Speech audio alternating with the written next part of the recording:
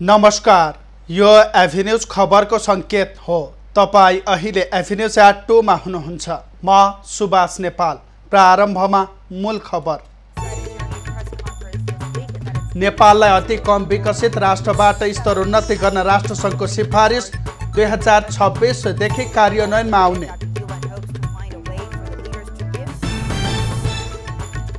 कोशी टप्पु आरक्ष आसपासका क्षेत्रमा हात्तीको आतंक, आरक्ष बाहिर आउन नदिने व्यवस्था गर्न स्थानीयको माग। निर्माण गरिदियो भने जंगली जनावर पनि संरक्षण भयो। 1 महिने श्रीसो स्थानीय व्रत आज विधिपूर्वक समापन गरिँदै मध्याह्न कालमा पार्वती सहित महादेवको पूजा।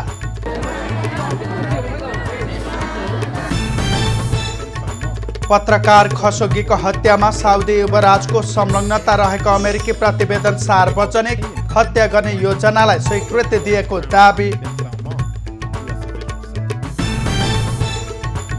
र PSL खेल्न सन्दीप लामिछाने पाकिस्तान प्रस्थान, लाहोर कलन्दर्सबाट सहभागिता जनाउने।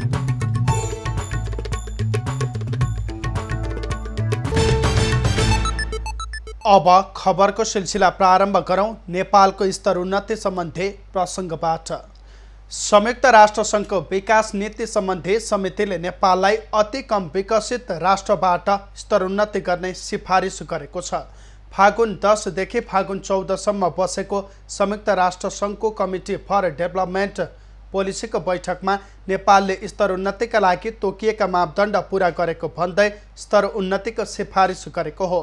समितिको यो सिफारिस राष्ट्रसङ्घकै आर्थिक तथा सामाजिक परिषदले अनुमोदन गर्नुपर्छ। त्यसपछि अर्को वर्ष बस्ने राष्ट्रसङ्घको महासभामा यसलाई नोट गरिनेछ।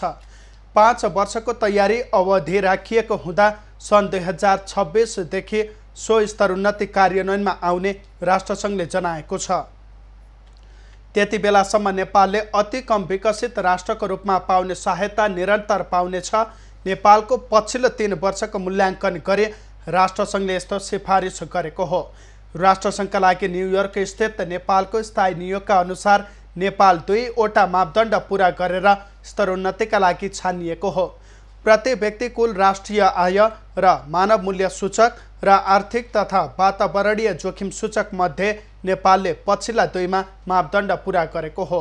कोरोनाका कारण नेपाल सरकारको अनुरोधमा राष्ट्रसङ्घले 3 वर्ष कार्यान्वयन अवधिलाई 5 वर्ष पुर्याएको हो। राष्ट्रसङ्घीय समितिले यसपटक नेपाल बाहेक बांग्लादेश र लाओ जनगणतान्त्रिकलाई पनि स्तरोन्नतिका लागि सिफारिस गरेको छ। कोशी टप्पु वन्यजन्तु आरक्ष आसपासका बासिन्दाले हात्तीलाई आरक्ष बाहिर नआउने व्यवस्था मिलाउन माग गरेका छन्। जङ्गली हात्तीहरू रैथाने जस्तै गरी बसेर आसपासमा जनधनको क्षति गर्न थालेपछि स्थानीयले यस्तो माग गरेका हुन्। जङ्गली हात्तीले लामो समयदेखि कोशी टप्पु वन्यजन्तु आरक्ष आसपासका क्षेत्रमा पुर्याउँदै आएको जनधनको क्षतिलाई मध्यनजर गर्दै हात्तीलाई आरक्ष बाहिर आउन नदिन व्यवस्था मिलाउनु पर्ने माग गर्न थालिएको छ। कोशी टप्पु क्षेत्रमा लामो समयदेखि केही जङ्गली हात्ती समेत रैथाने जस्तै गरी बस्न थालेको र आरक्ष बाहिर आएर जनधनको क्षति पुर्याउने गरेपछि त्यस क्षेत्रका बासिन्दाहरूले हात्ती नियन्त्रणको माग गर्दै आएका छन्। माकुना नामको जङ्गली हात्ती लगायतले मानवीय तथा बाली नाली भौतिक क्षति गर्न थालेपछि स्थानीय आक्रोशित भएका हुन्। हात्ती संरक्षणका लागि समय समयमा सोलर फेन्सी र तारबार गरिए पनि सफल नभएको र थप पूर्वाधार बनाउन गाउँपालिकाले पनि माग गरेको छ। सिँचाइको कुलो टाइपको यो चाहिँ संरक्षणको लागि जङ्गली जनावरको लागि संरक्षण पनि हुन्छ र यसले जनताको पनि संरक्षण, द्विपक्षीय संरक्षण हुन्छ। त्यो चाहिँ गर्नु सक्यो। यो वर्षै पछि मानवीय क्षतिको रूपमा पैसा तिर्ने, बाली नालीको क्षतिको पैसा तिर्ने, अन्य क्षतिपूर्ति तिर्नु भन्दा यसले के गर्नु पर्यो भने टेन्ट निर्माण गरिदियो भने जङ्गली जनावर पनि संरक्षण भयो, जनता पनि संरक्षण भयो, सबैको सल्भ हुन्छ, त्यसको समस्या सल्भ हुन्छ। सुनसरी, सप्तरी र उदयपुर क्षेत्रमा पर्ने सप्तकोशी किनारको 175 वर्ग किलोमिटर क्षेत्रफलमा फैलिएको कोशी टप्पु वन्यजन्तु आरक्षमा हात्ती समेत बस्न थालेका क्षेत्र विस्तार गर्नुपर्ने अवस्था आएको छ। आरक्ष क्षेत्र विस्तारका साथै हात्तीलाई आरक्ष बाहिर जान नदिनका लागि खानाको व्यवस्था पनि मिलाइनुपर्ने अवस्था रहेको कर्मचारीहरू समेत बताउँछन्। मानव वन्यजन्तु द्वन्द्वको व्यवस्थापन, त्यो व्यवस्थापनको लागि विभिन्न प्यारामिटरहरू छ। अब जस्तो अब त्यसलाई नियमित रूपमा अनुगमन गर्ने, आफ्नो टेरिटोरीमा राख्ने, त्यसलाई चाहिँ वासस्थानको व्यवस्थापन गर्ने, जस्तो खानेकुराहरू के छ, अब त्यसलाई चाहिने अब जस्तो बस्ने ठाउँ, जङ्गल, खाने आहारा, अब त्यसको व्यवस्था, पिउने पानी र रम्ने ठाउँ, यो 4वटा चिज चाहिँ व्यवस्थापन गर्नुपर्ने अवस्था छ। त्यो गर्नुपर्छ। त्यो हिसाबले हामीले यदि गर्न सक्यो भने अर्ना लगायतका वन्यजन्तु पनि हामीले संरक्षण गर्न सक्छौँ भविष्यमा।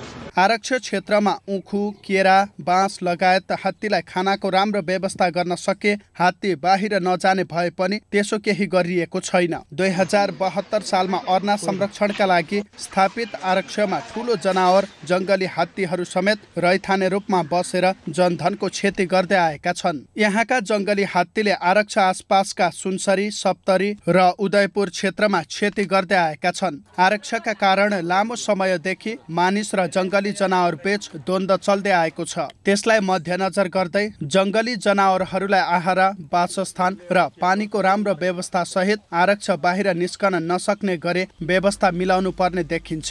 सुनसरीबाट कृष्ण भट्टराईको रिपोर्ट। वीरगञ्जको बस पार्क क्षेत्र यौन धन्दा गर्नेहरूको अखडा भएको गुनासो नगरवासीले गरेका छन्।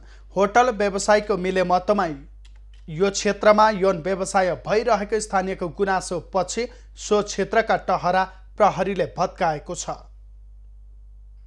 वीरगञ्जको बस पार्क क्षेत्र पछिल्लो समय यौन कर्मीहरूको अखडा बन्दै गएको आरोप स्थानीयले लगाएका छन्। बस पार्क क्षेत्रमा होटल व्यवसायको मिलेमतोमा यौन धन्दा हुने गरेको नगरवासीको भनाइ छ। होटल व्यवसायीहरू आफै बिचौलिया बनेर व्यवसाय सञ्चालन गर्दै आएको पाइएको छ।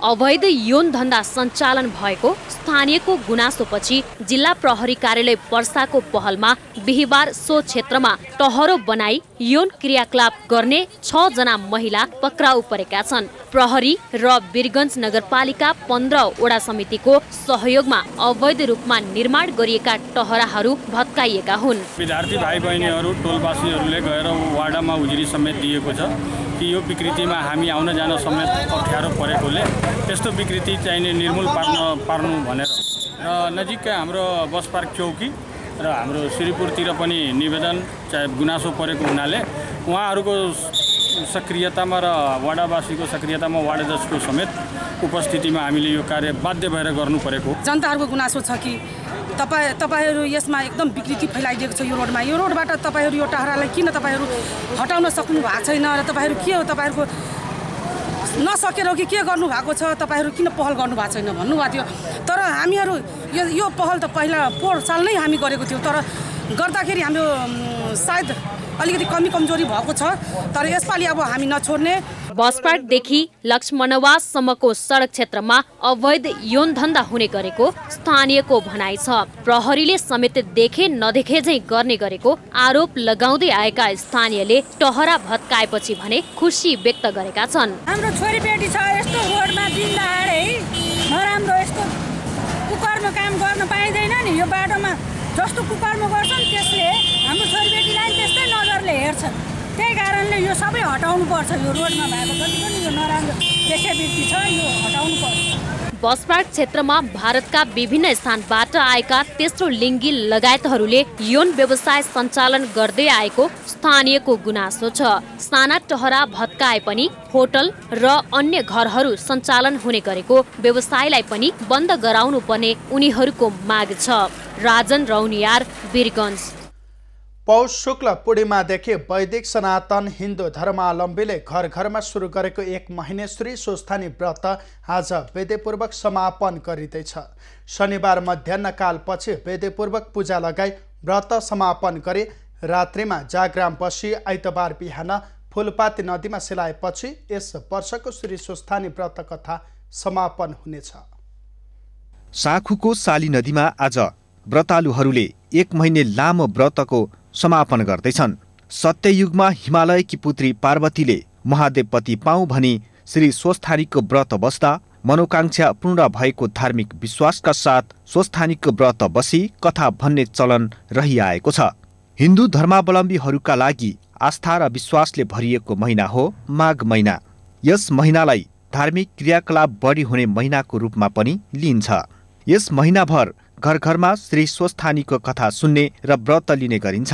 काठमाडौँको उत्तर पूर्वमा रहेको साली नदी, भक्तपुरको हनुमान घाट लगायत देशभरका नदी किनार र दोभान त्रिवेणीमा पुष शुक्ल पूर्णिमादेखि माघ शुक्ल पूर्णिमासम्म स्वस्थानी व्रतालुहरूको घुइँचो लाग्ने गर्दछ।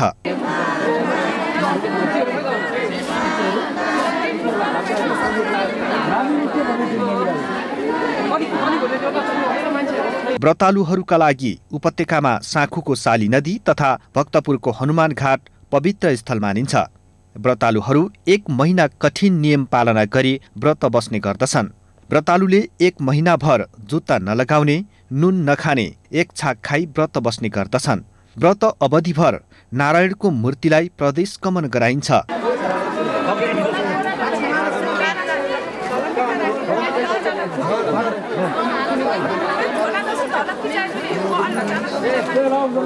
सो बेलामा व्रतालु पनि मूर्तिसँगै पशुपति, फर्पिङ, पनौती, चाँगुनारायण आदि स्थलमा हिँडेरै सो तीर्थमा गई व्रत बस्ने गर्दछन्। यस अवधिमा व्रतालुलाई हरियो केराउ र पालुङ्गो दान गर्न सके पुण्य मिल्ने धार्मिक विश्वास रहेको छ। यस महिना अवधिभर ठाउँ ठाउँमा टोलबासी एकत्रित भई माघ यात्रा समेत गरिन्छ। सम्पूर्ण देशवासीको सुख समृद्धिको कामना गरी बिहानै उठी नदी किनार गई स्नान गरी भगवान शिवको स्तोत्र पाठ गर्दै नगर परिक्रमा गरिन्छ। पारिवारिक सुख, शान्ति, निरोगी तथा मनोकांक्षा पूरा हुने जनविश्वासका साथ श्री स्वस्थानीको व्रत बस्ने व्रतालुको संख्या अहिले पनि उल्लेख्य रहने गरेको छ। एबी न्यूज खबरका लागि राकेश डङ्गोलको रिपोर्ट। हरेक दिन जसो कुनै न कुनै जात्रा मनाइने भएकाले काठमाडौँलाई जात्राको सहरका नामले समेत चिनिने गरेको छ। यस्तै एउटा जात्रा हो टिकिन्छा जात्रा।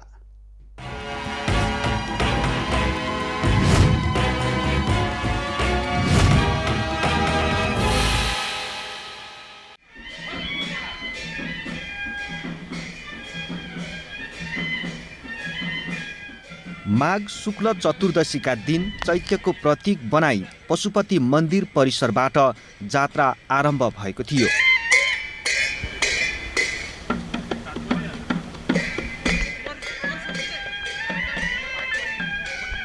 भगवान शिवको मनपर्ने फूलका रूपमा टिकिन्छालाई लिइन्छ। विशेष तान्त्रिक विधिबाट बनाइने टिकिन्छालाई पशुपति मन्दिर परिसरका विभिन्न स्थानहरूको परिक्रमा गराइसकेपछि पशुपति पश्चिम ढोका अगाडि बिसाइएको थियो। यसरी बिसाइएको टिकिन्छालाई विधिवत पूजा लसकुस गरी पशुपति मन्दिरभित्र छाया दर्शनका लागि लगिएको थियो।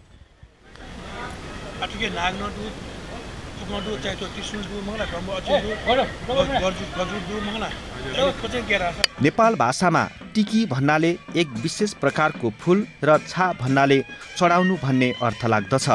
पशुपतिनाथ मन्दिरको पश्चिमी ढोकाबाट प्रवेश गराइएको टिकिन्छालाई सिँगारपटार गरेर पशुपतिनाथको मूर्तिको शिरमा राखी विधिवत पूजा गर्ने प्रचलन छ।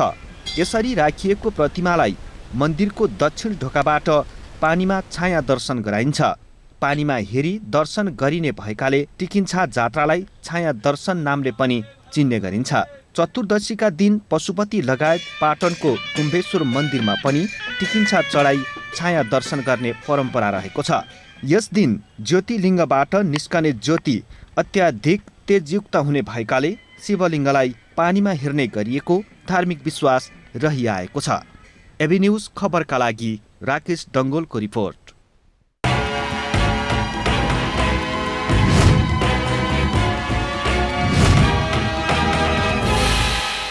सरकारले प्रतिनिधि सभाको अधिवेशन आह्वान गर्न राष्ट्रपति विद्यादेवी भण्डारी समक्ष सिफारिस गरेको छ। प्रतिनिधि सभा पुनर्स्थापना गर्ने सर्वोच्चको फैसलापछि पहिलो पटक शुक्रबार बसेको मन्त्री परिषदको बैठकले फागुन 23 गते संसद अधिवेशन बोलाउन सिफारिस गर्ने निर्णय गरेको हो। सरकारको सिफारिसपछि राष्ट्रपतिले अधिवेशन आह्वान गर्नेछिन्। फागुन 11 गते सर्वोच्च अदालतले संसद विघटन गर्ने निर्णय बदर गर्दै 13 दिनभित्र संसद अधिवेशन बोलाउन परामर्श जारी गरेको थियो। अदालतको फैसला आएको 3 दिनपछि सरकारले संसद अधिवेशन बोलाउन सिफारिस गरेको हो। मन्त्री परिषद बैठकमा प्रधानमन्त्री ओलीले अब के हुन्छ भन्ने नठानी निर्धक्क भएर काम गर्न मन्त्रीहरूलाई निर्देशन समेत दिएको बताइएको छ। पूर्व मन्त्री कुबेर शर्माको निधन भएको छ। 2059 सालमा पर्यटन मन्त्री भएका शर्माको 84 वर्षको उमेरमा शुक्रबार काठमाडौँमा निधन भएको हो। शर्मा विगत केही वर्ष यता अस्वस्थताका कारण सार्वजनिक जीवनबाट टाढा रहँदै आएका थिए। उनी नेपालको पहिलो चार्टर्ड अकाउन्टेन्ट हुन्। सप्तरीको निर्वाचन क्षेत्र नम्बर 4बाट 2048 सालमा प्रतिनिधि सभा सदस्यमा निर्वाचित शर्माको पुर्ख्यौली घर सप्तरीको राजगढ गाउँपालिका स्थित नरघोटोल हो। 2007 सालदेखि प्रजातान्त्रिक आन्दोलनमा सहभागी हुने 2046-47 सालको जनआन्दोलनमा सप्तरीमा सक्रिय रहेका थिए। उनले बीपी कोइराला, गणेशमान सिंह र कृष्ण प्रसाद भट्टराईसँग सामिप्यमा रहेर काम पनि गरेका थिए। शर्मा 2053 सालपछि कांग्रेस पार्टीबाट अलग भई हरियाली नेपाल पार्टीको संस्थापक सभापति बनेका थिए। शर्मा नेपालको पहिलो चार्टर्ड अकाउन्टेन्ट र बीमा संस्थाको संस्थापक हुन्। शर्माका श्रीमती र 3 छोरी छन्। अब बाँकी खबर। कोरोना भाइरस संक्रमण घट्दै गएपछि बागलुङको सांस्कृतिक क्षेत्रले बिस्तारै गति लिन थालेको छ। निषेधाज्ञा खुकुलो भएसँगै जिल्लामा कला र सङ्गीत क्षेत्रका कार्यक्रम सुचारू भएका छन्। बागलुङ सदरमुकाममा नयाँ प्रतिभाको खोजी सप्तरङ्गी प्रतिभाको खोजी 2077 एकल गायन प्रतियोगिता आयोजना गरी प्रतिभा छनौट सुरु भएको छ। झन्डै 1 वर्ष कोरोना त्रासमा रहन बाध्य भएका कलाकारहरूले आफ्नो प्रतिभा देखाउन पाएपछि खुसी देखिएका छन्।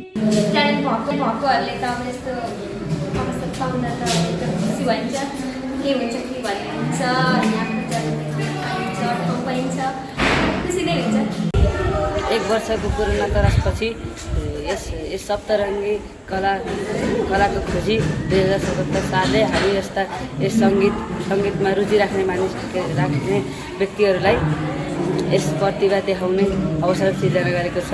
लोक संस्कृतिको धनी जिल्लाको रूपमा परिचित बागलुङका थुप्रै राष्ट्रिय कलाकारहरूले देशैभर हुने मेला महोत्सवमा मञ्च पाइरहेका हुन्छन्। गाउँ गाउँमा प्रतिभा भएका युवा युवतीले प्रतिभा छनौट कार्यक्रममा आफ्नो प्रतिभा देखाउने अवसर पाउनु खुसीको कुरा भएको कलाकारहरूको भनाइ छ। 1 वर्षको अन्तरालपछि आज यस सप्तरङ्गी खोजी प्रतिभा 2077ले चाहिँ हाम्रो बागलुङ जिल्लाका नयाँ प्रतिभाहरूलाई चाहिँ आफ्नो कला प्रस्तुत गर्ने अवसर दिएको छ। नयाँ प्रतिभाहरूले आफ्नो भएको कला चाहिँ प्रस्तुत गर्न पाएका छन्। धेरै धन्यवाद दिन चाहन्छु। गायन प्रतिभा भएका युवा युवती 1 वर्षदेखि कोरोनाको त्रासमा बस्न बाध्य थिए। प्रतिभा छनौट कार्यक्रमले मानिसहरूमा रहेको कोरोनाको त्रास घटाउन सहयोग गर्ने अपेक्षा पनि गरिएको छ।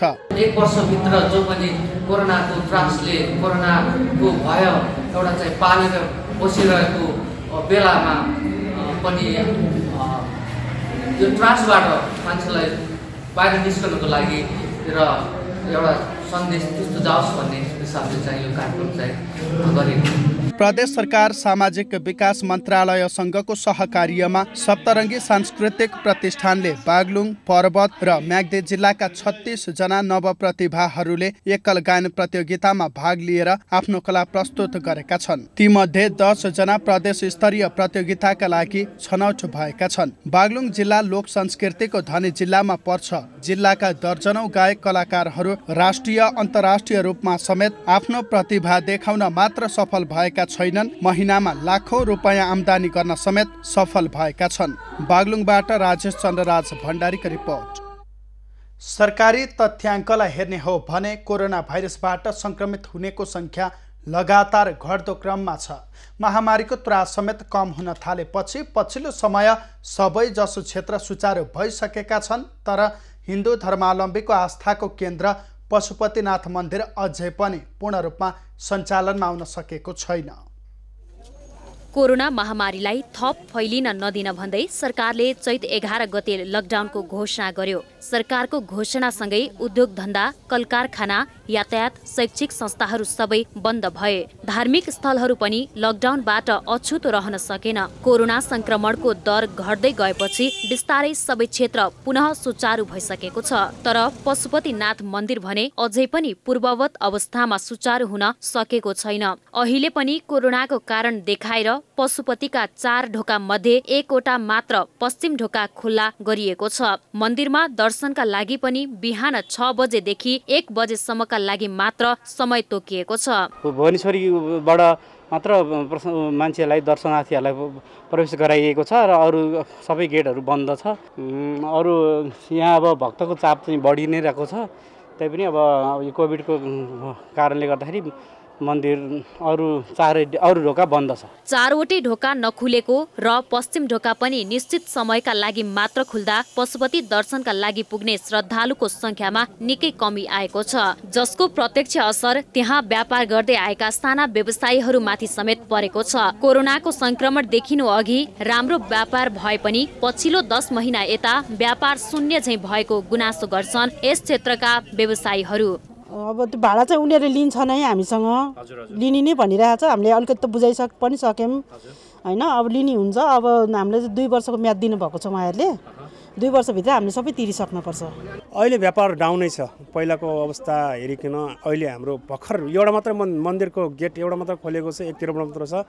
त्यसले गर्दाखेरि तपाईँको हाम्रो व्यापार त्यसरी सञ्चालनमा छैन र जुन हिसाबले पहिला पूर्ववत हिसाबले मन्दिर गेटहरू खोलिन्थ्यो त्यो अवस्थामा नखोलिकन हाम्रो व्यापार माथि आउँछ र त्यो अनुसारले चल्छ भन्ने हामीलाई लाग्दैन।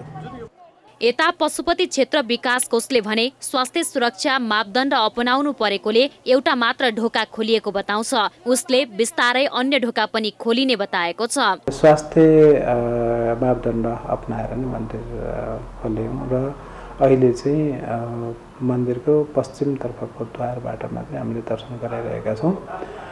अब हामी केही दिनमै 4वटा द्वारबाट दर्शनको व्यवस्था गर्छौँ।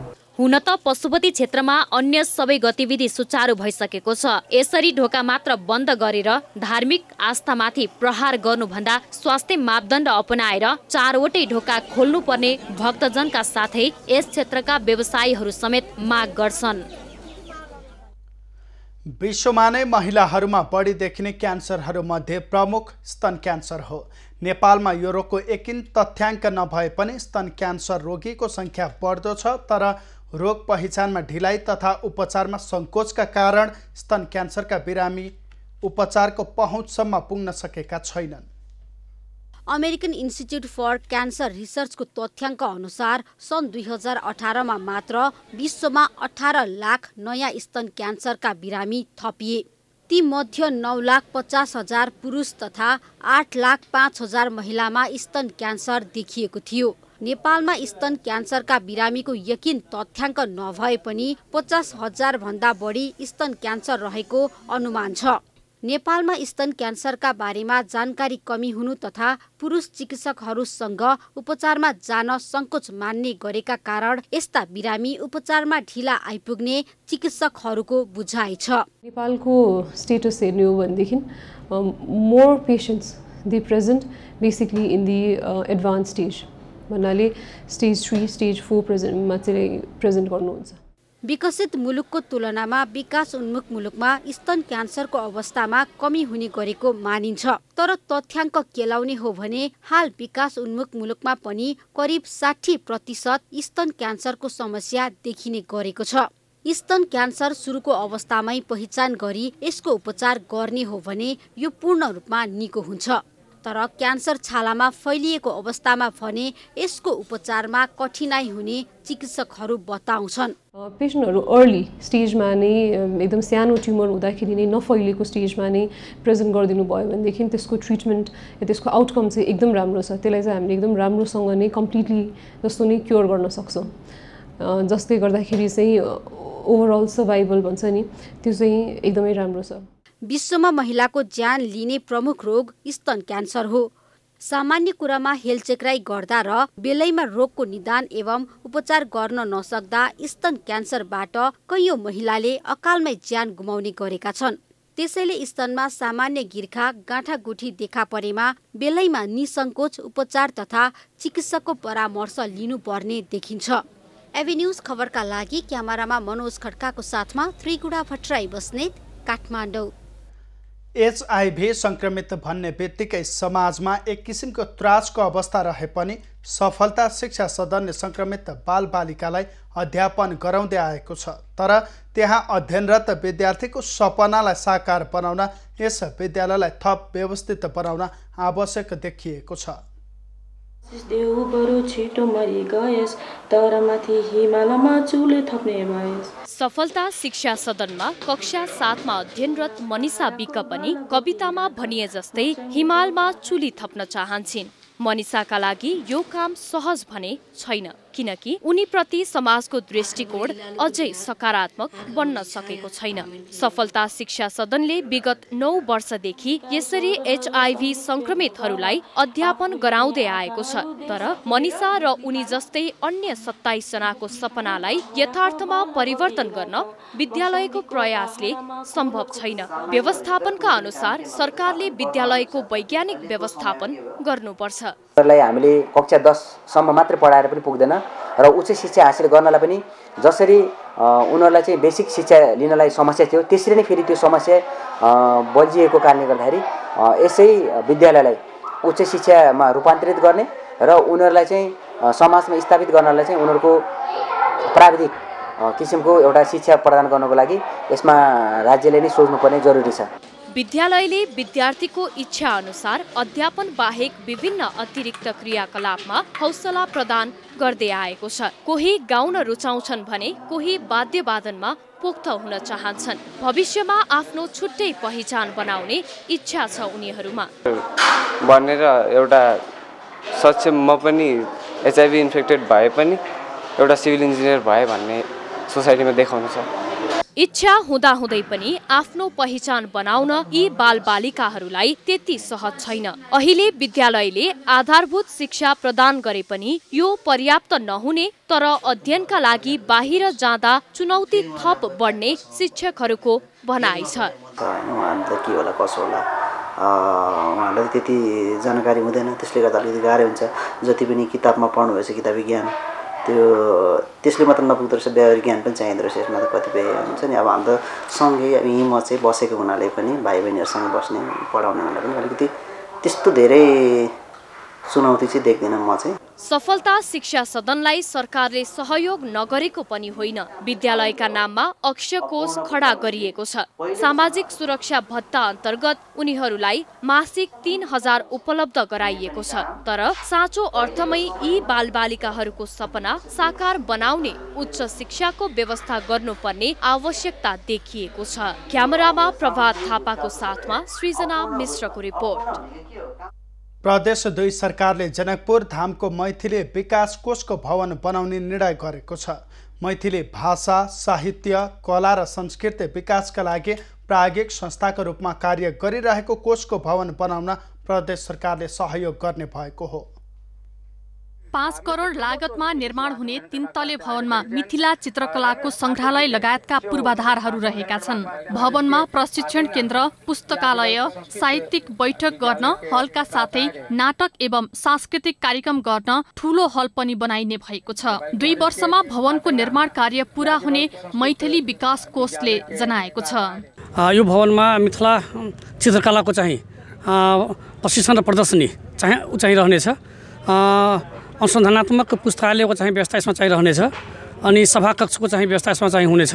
लगभग 400 जना अट्ने हिसाबले त्यो नाटक र अन्य चाहिँ कार्यक्रमको लागि सभाकक्षको व्यवस्था यसमा चाहिँ गरिएको छ। आधुनिक सुविधा सम्पन्न भवनको जनकपुर धाम उपमहानगरपालिका 8 मा शिलान्यास गरिएको छ। 3 कट्ठा जग्गामा निर्माण भइरहेको सो भवनको प्रदेश 2 सरकारका भौतिक पूर्वाधार विकास मन्त्री जितेन्द्र सोनलले शिलान्यास गरेका हुन्। कोषलाई भवन निर्माणको लागि भौतिक पूर्वाधार विकास मन्त्रालयले तत्काल 30 लाख रुपैयाँ सहयोग गरेको छ। अर्को आर्थिक वर्षमा थप बजेट दिने प्रदेश सरकारले आश्वासन दिएको छ। मानवको सभ्यता, संस्कृति, कला, उसको सबै चिजको सभ्यताको विकासमा जोड दिने सरकारको नीति अनुरूप अब यो मैथिल विकास कोषको एउटा स्थापना पुरानै बेलामा भएको तर अल्पत्र रहेको उसको एउटा निर्माण भवन समेत नरहेकोले यस क्षेत्रको यस मैथिल क्षेत्रमा साहित्य, कला, यसको चाहिँ अब एकाडेमिक कुराहरू प्राज्ञिक रूपले पनि यसको विकास होस्, यस महान हेतुले यहाँ एउटा संरचना निर्माण गर्न लागेको हो। जनकपुर धाम 8 स्थित सीताकुण्डको जग्गामा शिलान्यास गरेको हो। शिलान्यास कार्यक्रममा नेकपा प्रदेश 2 को संसदीय दलका नेता शत्रुधन महतो, नेपाली कांग्रेस प्रदेश 2 को संसदीय दलका नेता राम सरोज यादव, जसपाका प्रमुख सचेतक परमेश्वर शाह, कोषका संस्थापक अध्यक्ष एवं वरिष्ठ साहित्यकार डाक्टर राजेन्द्र विमल लगायत समाजका विभिन्न विशिष्ट व्यक्तिको उपस्थिति रहेको थियो। यही स्थलमा मैथिली विकास कोषको भवन निर्माण सुरु गरिएको छ। 3 तल्ले सो भवनमा मुख्य रूपले मैथिली कला, भाषा, साहित्य, संस्कृतिको विकासका लागि यहाँ चाहिँ कार्यहरू गरिनेछ र यसको कार्य चाहिँ 2 वर्षभित्रै चाहिँ बनाउने लक्ष्य लिएर कार्य अगाडि बढाइएको छ। एभी न्यूज खबरका लागि सुजित कुमार झा, जनकपुर धाम। पोखरा मुस्ताङ राजमार्गको केन्द्र भागमा रहेको धार्मिक सांस्कृतिक रूपले महत्त्व बोकेको कलात्मक शुक्लेश्वर महादेव मन्दिरको प्रचार प्रसार हुन नसक्दा धार्मिक पर्यटक भित्र नसकेका छैनन्। कलात्मक भएर पनि राम्रोसँग प्रचार प्रसार नहुँदा मन्दिर ओझेलमा परेको हो। शुक्लेश्वर महादेव पर्वतमा रहेको धार्मिक र पर्यटकीय दृष्टिकोणले महत्त्वपूर्ण कलात्मक मन्दिर भएर पनि यसको राम्रोसँग प्रचार प्रसार हुन सकेको छैन। जलजला गाउँपालिका 8 खनिया घाटमा 1880 सालमा स्थापित मन्दिरको राम्रो प्रचार हुन नसकेको स्थानीयको गुनासो छ।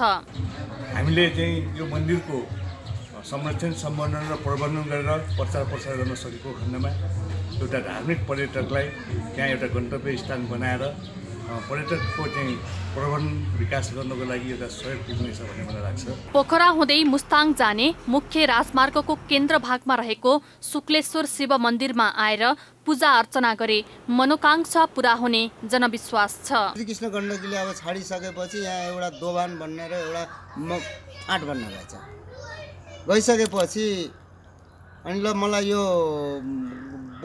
मैले केही शुक्लेश्वरका सुकादेवका नाममा मैले केही यहाँ एउटा मन्दिर राख्न पाऊँ भनेर राजाहरूसँग राजगुठीबाट बक्स भएपछि अनि उहाँले यो स्थापना गर्नुभयो रहेछ। शिवजीको मन्दिर कहीँ प्रचार नभएर अनि पछि परेको छ। सबै भक्तजनले हेरिदिनु होला। शिवरात्रि श्रावण महिनामा भक्तजनको केही चहल पहल भए पनि अघि पछि भने मन्दिर सुनसान नै रहने गरेको छ। मन्दिरमा पुजारीले दैनिक नित्य पूजा गर्दै आएका छन्। आसपासका जाने बुझेका मानिस आए पनि मन्दिरमा धार्मिक पर्यटक भने बिरलै पुग्छन्।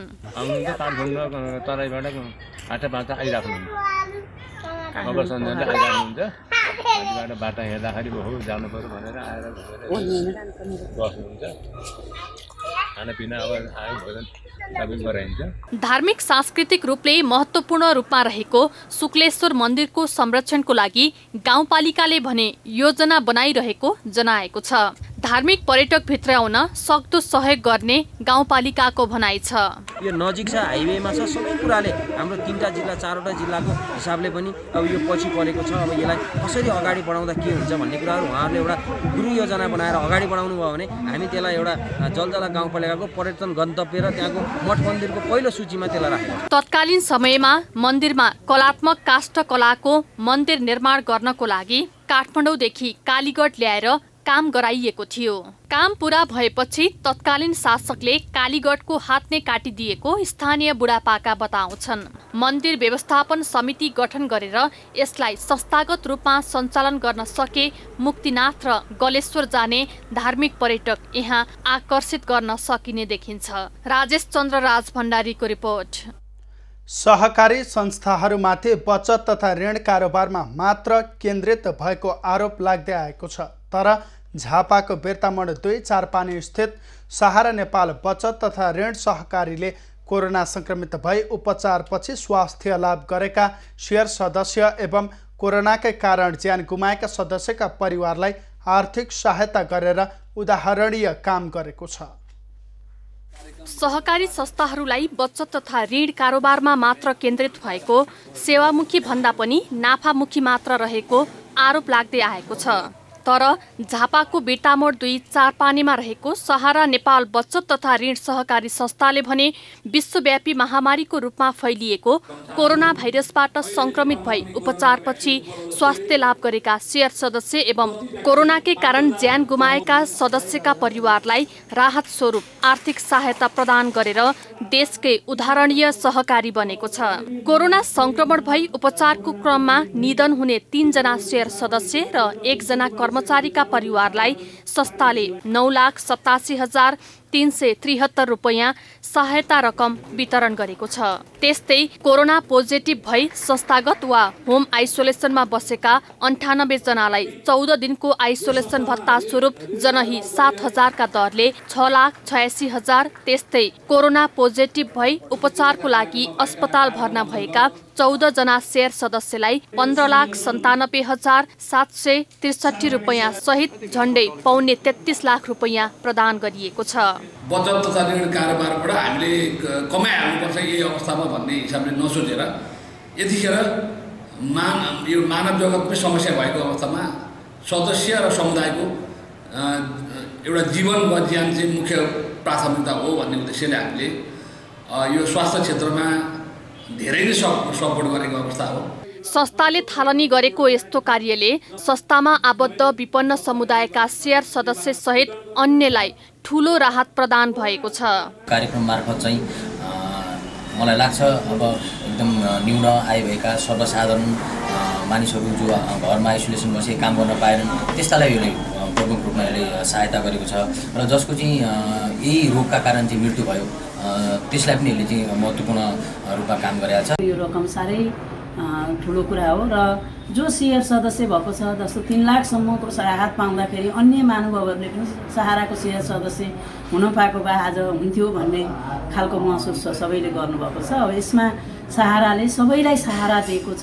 सहकारीले कोरोनाको कारण सरकारले गरेको लकडाउनको बेला 7,000 बढी विपन्न सदस्यहरूलाई खाद्यान्न लगायत अति आवश्यक वस्तुको लागि 3.25 करोड हाराहारी सापटी रकम उपलब्ध गराएको थियो। त्यस्तै लकडाउनका बेला समस्यामा परेका ऋणी सदस्यको 10% ब्याज मिनाहा गर्दै 3 करोड 45 लाख छुट प्रदान गरेको छ। क्वारेन्टिन, शरणार्थी शिविर र प्रदेशका विपन्न स्थानका विपन्न परिवारमा निःशुल्क खानेकुरा समेत यो समयमा सहकारीले उपलब्ध गराएको छ। त्यसमा 57,35,257 रुपैयाँ खर्च भएको बताइएको छ। PCR प्रयोगशालाको लागि 5 लाख रुपैयाँ र बिर्तामोड रेड क्रसलाई प्लाज्मा बैंक स्थापनाको लागि 11 लाख रुपैयाँ सहयोग सहकारीले गरेको छ। संस्थाको 1 लाख बढी शेयर सदस्य छन्। झापाबाट सन्तोष नेउपानेको रिपोर्ट। अबको पालो एभिन्यूज एट मौसमको। एभिन्यूज एट मौसमको साथमा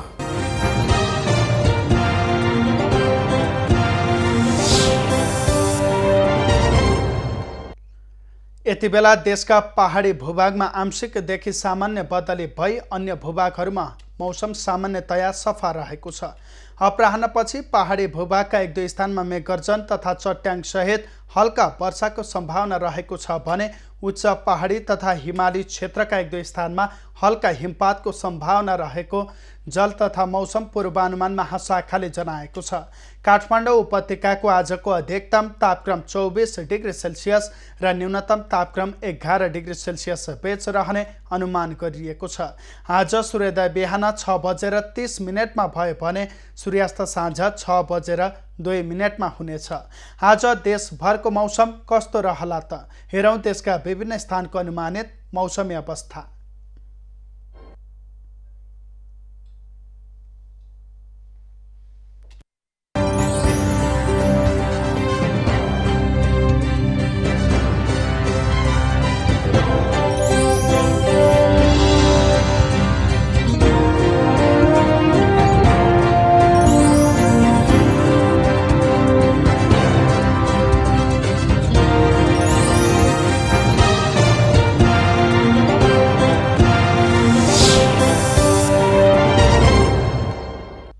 अहिलेलाई खबरको क्रम यति नै। एभिन्यूज खबरका यी सहित अन्य विस्तृत खबरका लागि www.avenews.tv लगअन गर्न सक्नुहुनेछ।